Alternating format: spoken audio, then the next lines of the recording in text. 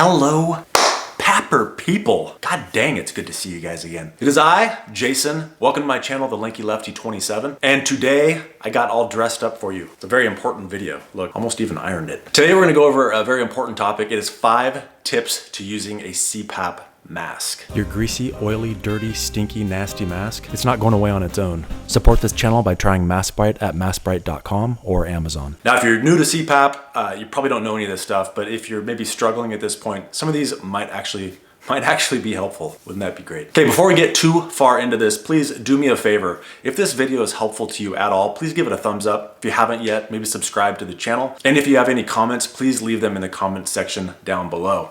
Also, if you would like to support this channel, I have several links in the description box below. Check those out. One of those is that I am an Amazon affiliate, and as an Amazon affiliate, if you use my link down there, I earn on all qualified purchases. So this is 5 tips to using a CPAP mask. Okay, these are really in no particular order, but number 1. Okay, understand that there's gonna be several masks available to you, but as far as using a CPAP mask, go into it without an exit plan. And what I mean by that is succeed at all costs. So people who are struggling with things such as alcoholism do certain things to try to psychologically boost themselves up. And one of those things is they say to themselves, you know what? I may have another drink again in my life. It may happen, but it's not gonna be today. So try to treat your CPAP usage in the exact same way. Look, I might quit using CPAP, but it's not gonna be tonight. And force yourself to use it. Get into that mindset. No, I'm just gonna do one more night. Just one more night. Just one more night. And right now you're probably thinking, oh, that's a great idea, Jason, but what happens when I wake up and I chuck it aside? Well, some of you know full well that you throw them aside and you actually really don't realize you're doing that. You pull the mask off in your sleep. But others, you kind of know it and you remember and you're just like, you know what? I'm not gonna do it tonight. I'm talking to you people. Okay, so what about those people that actually are pulling their masks off? Now, one of the big reasons for this leads us into number 2. You need to identify the mask and mask type that is gonna suit you best. So you need to take certain things into consideration, such as your physiology. Do you have a long nose? Do you have a short nose? Skinny nose? Are you actually claustrophobic? Do you have things such as chronic congestion, deviated septum, anything that prevents you from actually breathing through your nose? If you can actually not breathe through your nose at all, you know that a mask that you're going to need is going to be a full face mask. If you try a nasal mask, you're just begging to be frustrated. So don't go down that path if you have daily chronic nasal congestion. Now, if you do have chronic nasal congestion and you have to use a full face mask and you're claustrophobic, they have masks that are actually designed for you. You have masks such as the F30, the F30i, and the Drumore full face mask. All of these sit below your nose, giving you clear view of everything in front of you. So there's nothing closing in on you. And another thing you need to do, I'm just gonna lump this in the category, though it's just because it's associated with it highly, you need to desensitize yourself to the mask. So when there's no pressure to sleep, just put the mask on, hold it up to your face, even without the air pressure on.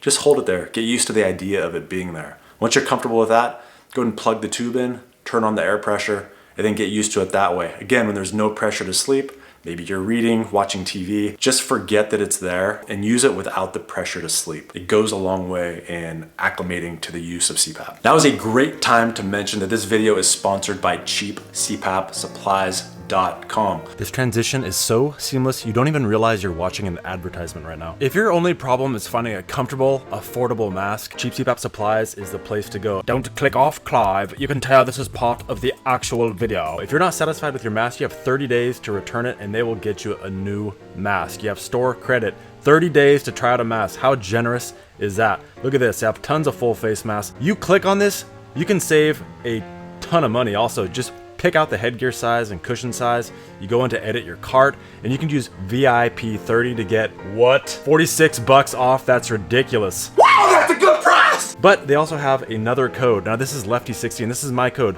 They value me less. If you're a very average person, you can use that one, but VIPs get 30% off. Oh my god, Clive. That is a savings of 2 Venti iced skinny hazelnut macchiato, sugar-free syrup, extra shot, light ice, no whip orders, Clive. Look at this. They have nasal masks. They have nasal pillow masks. Any kind of mask you want. If your problem is finding the right mask as a comfortable fit, check them out. Look at this, you can also use your insurance to qualify. 30-day mask guarantee, qualify through insurance, fantastic customer service. Check out cheapcpapsupplies.com right now. If you haven't at this point, give them a try. All right, number 3.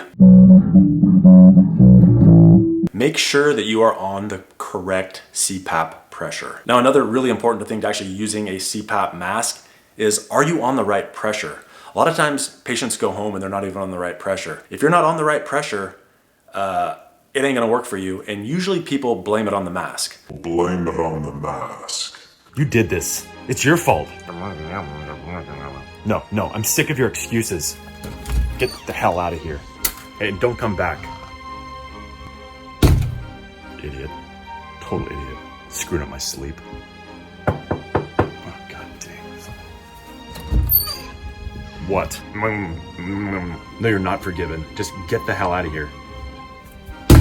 Now, a typical thing is they put you on a wide range of 5 to 20 centimeters of water pressure using an automatically titrating CPAP machine. This is not good for long term, but it's great as far as trying to dial in what pressure you actually need. So short term, 5 to 20 good, long term, 5 to 20 bad. And by short term, I mean like 2 to 3 weeks. If you don't snug up that pressure, maybe your optimal pressure is like 10 or 12, and if you're starting at 5 every night, it takes a really long time for that to ramp up to that appropriate pressure for you.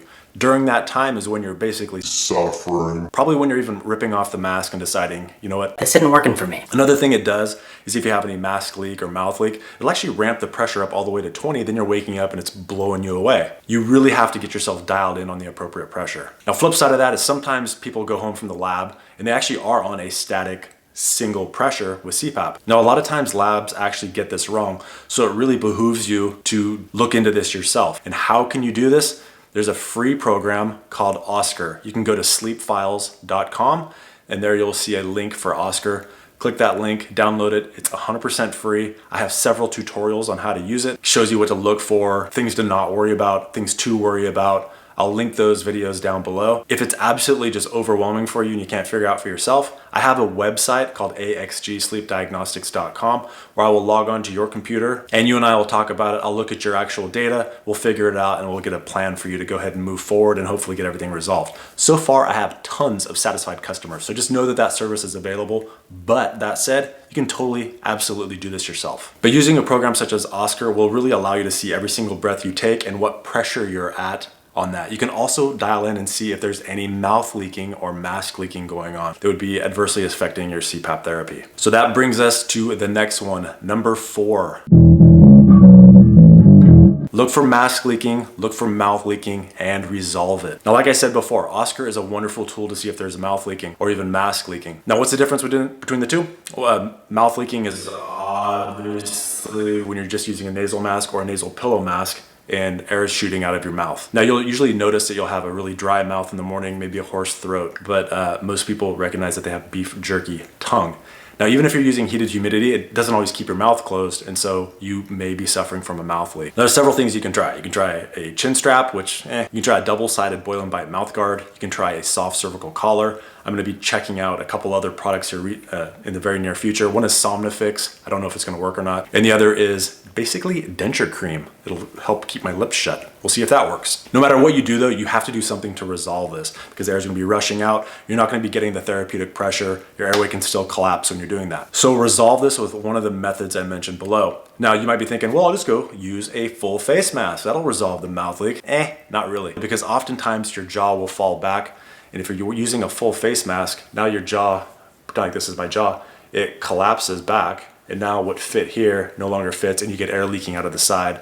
You have the same pressure drop. So even with a full face mask, you might have to use a chin strap. You might have to use a soft cervical collar. You may have to use a double-sided boil and bite mouth guard. You may have to use something like Somnifix or even some kind of a denture cream. Something like that that helps assist you in keeping your jaw in place. I kid you not, mask leaking, mouth leaking is the absolute devil.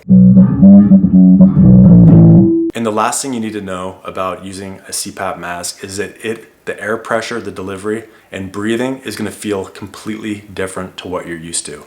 I don't know how old you are, but however old you are, you have been sleeping every single night without CPAP and breathing a certain way without CPAP. You're gonna add positive airway pressure to that, and everything feels different. Breathing in feels extremely easy. That's never the problem. Breathing out, however, a lot of people obviously notice that you're pushing against that positive air. And some people really feel like they need to fight it. And by fighting it, I mean like really exhaling forcefully. You don't have to do that. In fact, don't do that. Relax. This is where what I mentioned before. Just get used to breathing with it on. Just hold it there when there's no pressure. What you want to do is inhale as you normally would, but when you exhale, understand that you're not going to have that feeling of getting all the air out. Just feel like the air is subtly leaking out.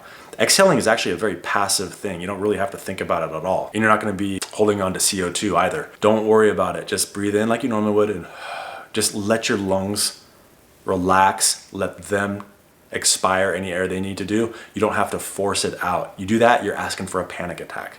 So understand that the breathing with CPAP totally different than what you're used to. All right, that's all I've got at this point. I want to direct you to another video series that I have. It is basically a new to CPAP video series. It's actually about an hour long. It's an 8-part series. I chop everything up in little tiny bits, so they're nice little bite-sized morsels. And you can use those almost as a primer to decide like, oh, I actually want to learn more about this. And I have videos literally on like practically everything you can think of. So watch that 8-part video series. You'll find stuff you didn't even know you wanted to know about, or you might be like, and just move on to the next one. Hopefully you found this video helpful. Please let me know in the comment section down below. I'd appreciate that. Again, like and subscribe. And right now I'd like to actually thank my Patreon supporters. Thank you guys very much. But to all, thank you very much for watching. Thank you to anyone watching this video, but an extra special thank you to my top level Patreon supporters. Thanks buddy to Alan Liu, Matthew Gray, Stuart Hetherington, and Mona Swearingen. Thank you and thanks, buddy. Please consider using my Amazon affiliate link down in the description box below. I clicked the link and added some items that I need, like some Canadian sphagnum peat moss, cause